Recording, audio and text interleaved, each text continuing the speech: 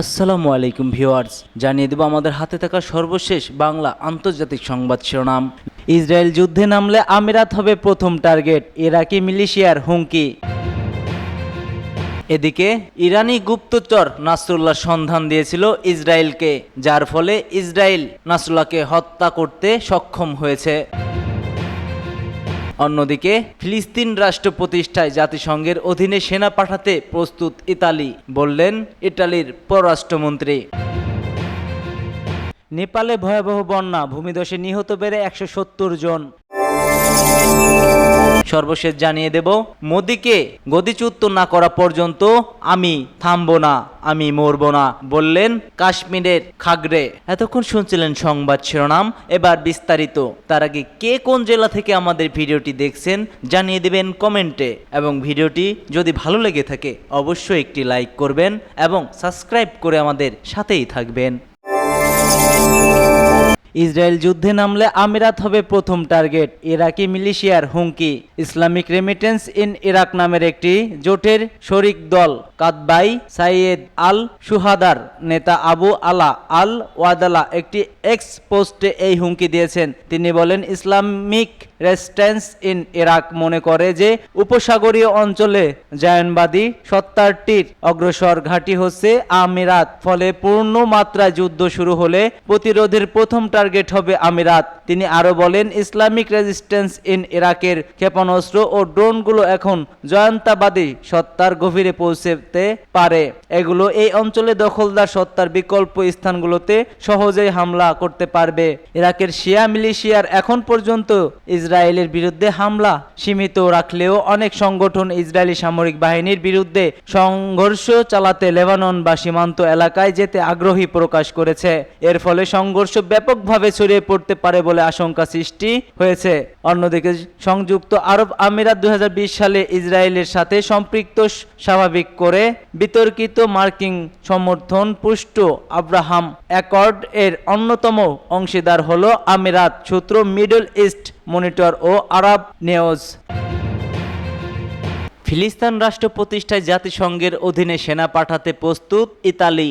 ইসরায়েলের স্বীকৃত ভিত্তিতে স্বাধীন ফিলিস্তিনি রাষ্ট্র প্রতিষ্ঠায় সেখানে জাতিসংঘের অধীনে সেনা পাঠাতে প্রস্তুত ইতালি, এমনটাই জানিয়েছেন ইতালির পররাষ্ট্রমন্ত্রী আন্তোনিও তাজানি। ইতালীয় সংবাদ মাধ্যম আভেনিয়াকে দেওয়া এক সাক্ষাৎকারে তিনি একথা জানান। গত 27 সেপ্টেম্বর ইসরায়েলি সেনাবাহিনীর বোমা হামলায় হিজবুল্লাহ নেতা হাসান নাসরুল্লাহর মৃত্যুর পরে এই অঞ্চলে সাম্প্রতিক পরিস্থিতির আলোকে আন্তর্জাতিক সমস্যাগুলোর মূল্যায়ন করেছেন তাজানি। তিনি বলেন, দুর্ভাগ্যবশত উত্তেজনা বৃদ্ধির ঝুঁকি এই সময়ে চিরস্থায়ী বলে মনে হচ্ছে। আজ আমরা লেবানন ও গাজা উভয় ক্ষেত্রে যুদ্ধবিরতির জন্য আগের চেয়ে কঠোর পরিশ্রম করছি।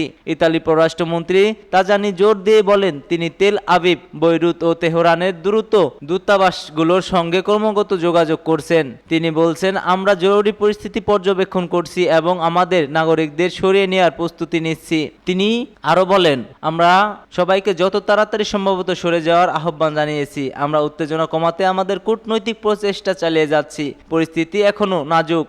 জাতিসংঘে ইসরায়েলি প্রধানমন্ত্রী বেনিয়ামিন নেতানিয়াহুর বক্তব্যের সময় অধিকাংশ কূটনৈতিক ওয়াক আউট প্রসঙ্গ জানতে চাওয়া হলে তাজানি বলেন, ইসরায়েলের আত্মরক্ষা করার অধিকার আছে এবং এই সংকটের সূচনা হয়েছিল 7 অক্টোবর হামলার মাধ্যমে। যাই হোক, এরপর হাজারো বেসামরিক লোকের প্রাণহানির কারণে উদ্বেগজনক প্রতিক্রিয়া শুরু হয়েছিল। তাজানি উল্লেখ করেন, গাজা ও পশ্চিম তীরে বিভিন্ন প্রশাসন রয়েছে যা নির্দেশ করে যে ফিলিস্তিন কোনো একক সরকার নেই। তিনি আরো বলেন, আমাদের লক্ষ্য হলো এই একীকরণ সহজতর করা, সম্ভবত সীমিত সময়ের জন্য। ফিলিস্তিনি কর্তৃপক্ষের নির্দেশনায় আরব নেতৃত্ব অধীন জাতিসংঘের মিশনের উপস্থিতি। এ সময় ইসরায়েলি পররাষ্ট্রমন্ত্রী স্বাধীন ফিলিস্তিন রাষ্ট্র প্রতিষ্ঠা এবং ইসরায়েলি স্বীকৃতির বিষয়ে বলেন, ইসরায়েল কর্তৃপক্ষ স্বীকৃতি এবং যেটি ইসরায়েলকে স্বীকৃতি দেবে এমন একটি ফিলিস্তিন রাষ্ট্র প্রতিষ্ঠার জন্য আমরা জাতিসংঘের পাশাপাশি আমাদের সৈন্য পাঠাতে প্রস্তুত রয়েছি। ইরানি গুপ্তচর নাসরুল্লাহর সন্ধান দিয়েছিল ইসরায়েলকে। ইরানি এক গুপ্তচরের তথ্য পেয়ে লেবাননে হিজবুল্লাহ নেতা সাইদ হাসান নাসরুল্লাহর উপর হামলা চালিয়েছে ইসরায়েল। ফরাসি একটি পত্রিকা এই দাবি করেছে। বৈরুতের উপকণ্ঠে ওই হামলা চালানো হয়, এতে নাসরুল্লাহ কয়েকজন নিহত হন। এর আগে লেবানন জুড়ে হাজার হাজার পেজার এবং অন্যান্য ডিভাইস বিস্ফোরণে প্রমাণিত হয়েছে যে ইসরায়েলি গোয়েন্দা নেটওয়ার্ক সেখানে বেশ শক্তিশালী হয়ে পড়েছে। ফরাসি পত্রিকা লে প্যারিসিয়ান জানিয়েছে, হামলার আগে নাসরুল্লাহর অবস্থান সম্পর্কে ইসরায়েলকে অবগত করেছিল এক ইরানি চর। ওই সময় বৈরুতের ওই ভূগর্ভস্থ সদর দপ্তরের শীর্ষ কয়েকজন নেতার সাথে গুরুত্বপূর্ণ বৈঠকে বসেছিলেন নাসরুল্লাহ। প্রাথমিকভাবে জানা গেছে বৈরুতের দক্ষিণে মোট মাটি থেকে 60 ফুট নিচে ছিল নাসরুল্লাহর বাংকার। খবর পেয়ে ইসরায়েলি বিমান হামলা চালায় সেখানে। ওই বহুতল ভবনটির উপর একের পর এক বোমা বর্ষণ করে তারা। কয়েক মিনিটে 85টি 1 টনের বোমা ফেলে ইসরায়েল বাহিনী। বেশ কয়েকটি সংবাদ মাধ্যমের প্রতিবেদন অনুযায়ী নাসরুল্লাহ এবং হিজবুল্লাহর আস্তানা গুঁড়িয়ে দেওয়ার জন্য GHU-31 JDM এবং স্পাইস 2000 বোমা ব্যবহার করেছে ইসরায়েল। 32 বছর ধরে হিজবুল্লাহর প্রধান ছিলেন নাসরুল্লাহ। তার জন্য 2000 সালের ইসরায়েলি বাহিনী দক্ষিণ লেবানন ছাড়তে বাধ্য হয়েছিল। শুধু তাই নয়, এই নাসরুল্লাহর নেতৃত্বে 2006 সালে ইসরায়েলের বিরুদ্ধে 34 দিন ধরে হিজবুল্লাহ লড়াই জারি রেখেছিলেন। লেবাননে গত 2 সপ্তাহেরও বেশি ধরে হামলা চালাচ্ছে ইসরায়েল। গত সপ্তাহে সেখানে একের পর এক পেজার অকিটকি বিস্ফোরণে বহু প্রাণহানি হয়। একই সাথে হিজবুল্লাহর ডেরা লক্ষ্য করে লাগাতার বোমাবর্ষণ করে যাচ্ছে ইসরায়েল। সূত্র মিন্ট, আনন্দবাজার পত্রিকা এবং অন্যান্য। মোদিকে গদিচ্যুত না করা পর্যন্ত আমি মরব না, বলল খারগে। জনসভায় ভাষণের মধ্যে অসুস্থ হয়ে পড়লেন কংগ্রেস সভাপতি মল্লিকার্জুন খারগে।